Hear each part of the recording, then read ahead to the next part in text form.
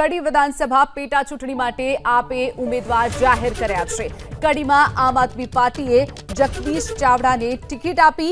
આમ આદમી પાર્ટીના પ્રદેશ પ્રમુખ ઈસુદાન ગઢવીએ જાહેર કર્યું કે નામ કડી અને વિસાવદરમાં જે ઉમેદવારો છે તેમના નામ જાહેર કર્યા અને સાથે જ કડી અને વિસાવદરમાં મજબૂતીથી લડીશું અને જીતીશું તેવો પણ ઈસુદાને વિશ્વાસ વ્યક્ત કર્યો છે।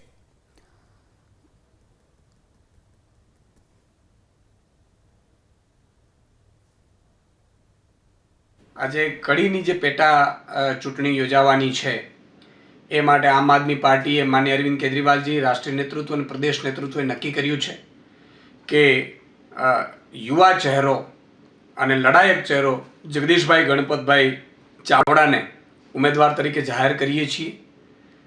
કડી વિધાનસભામાં તેઓ કડી સહિત આખા ગુજરાતના સર્વ સમાજના લોકો માટે એમણે અવાજ ઉઠાવ્યો છે। તેઓ આમ આદમી પાર્ટીના એસસી વિંગના પ્રદેશ અધ્યક્ષ પણ છે અને મજબૂતાઈથી કડી વિધાનસભાની ચૂંટણી જગદીશભાઈ અને આખી ટીમ આમ આદમી પાર્ટીની લડશે અને જીતશે, મને પૂરો વિશ્વાસ છે।